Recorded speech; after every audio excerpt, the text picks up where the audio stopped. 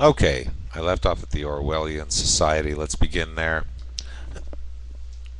You know, they're talking more and more, and you can hear them, and they're all talking like it's a good thing. And first of all, let's get Glenn Beck out of the way. Again, traitor. I'm gonna say it right to your face, Glenn Beck. If you're watching this, you may kiss my ass on the backside.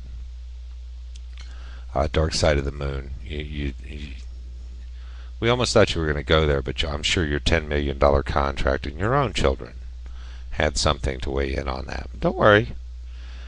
I'm sure you've been naturally selected out, given your weakness, your affinity to bow down.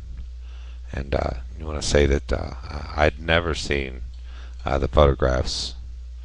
Colorado has no mortuary rules. You could come here and be a mortician with little more than a certificate, and they've built bases here. They're digging mass graves. They've offered deals to inmates to shorten their time if they worked on these projects, and by golly, they did. Bigger than life. So the more you look around, the more you look into it, you can call me a conspiracy theorist if you want. You can call me a kook. Glenn Beck has no more involvement in any of this other than his own corruption.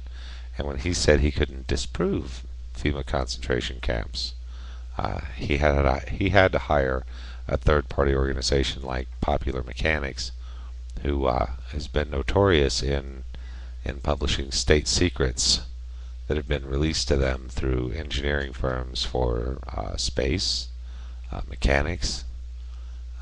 These people are corrupt. And yet again, the American people believe it because it's on Fox News. And there's nothing worse than trying to find people who are trying to tell the truth and then threaten them with their lives. Well, you can threaten me with my life, and if I have something to say, I'm going to say it just the same, because I shouldn't have to fear you. This is my government. This is my politic, and I don't have to believe, and it's moreover seeing is believing. And now they're telling you that children are going to have to go to re-education camps. Well, John Stewart said first you have to educate them in order to re-educate them. And then what they're learning now with Vice City and what's on television and Billy and Mandy and Billy espousing the New World Order and this continuous onslaught of things I just can't hide from my children. I can forbid my son from playing a video game, but when he says he's just going to go hang out with his friends, I can't know everything that's influencing him there. I I can't know that everything that he's thinking, because kids, they don't feel like they can share with their parents, because a lot of parents don't listen. Other parents try to manipulate your train of thought. If you try to find out the truth, you don't find out the truth, or you don't find out the whole story. You find out partials. Your kids are being influenced by drugs. Your kids are being influenced by alcohol. You want to be one of the cool kids. You want to fit in. That's corruption. And I was no different when I was a kid. I mean, shoot, there was alcohol and drugs abundant, and in true Roman style, I took advantage of all that life had to offer. Of course, when you get older, you gain a few regrets as a result of your youth, and you try to prevent your children from being influenced by these same things, but you can't. They're going, they're going to do the monkey see, monkey do mentality. You tell your children not to drink while you're throwing back a scotch, and don't be surprised that your children throw back some scotches. You know, you tell your children not to do drugs while you sneak off with your friends, go do drugs, and try to prevent them from having unprotected sex, and sex is rampant. It's on TV, it's in magazines, it's everywhere. It's influencing everyone. I mean, Britney Spears is having sex with who, and or who isn't she having sex with? And same could be said of Paris Hilton and her sex tape. And your children, they're being exposed to these things, and this is corruption at its finest, and it's right in the middle of your living room. And all you have to do is reach over and Turn it off. Talk to your kids. Reach them. And that's part of the reason why I don't own a TV. My kids. It's part of the reason why my kids don't like hanging around with me, because I don't want a TV. It's part of their daily lives, and critical thought, thinking for themselves. TV steals that. A child's brain is born soft and mushy and open and receptive to every kind of information. I've said it before, I don't talk politics to my kids, but by the same token, when someone says something of a political nature, I never shy from a conversation. It's hard to argue with a constitutionalist, it's hard to argue with a libertarian, it's hard to argue with a freedom fighter, especially someone who's willing to fight for someone who's not willing to educate themselves on the truth and the fact of things. So the first thing that you have to do is get caught up and ask the questions why. Why is probably the most profound question that drives a parent crazy when you're talking to your child. If you're a child and you're watching this and your children and your parents say something, ask them why. Keep asking them why.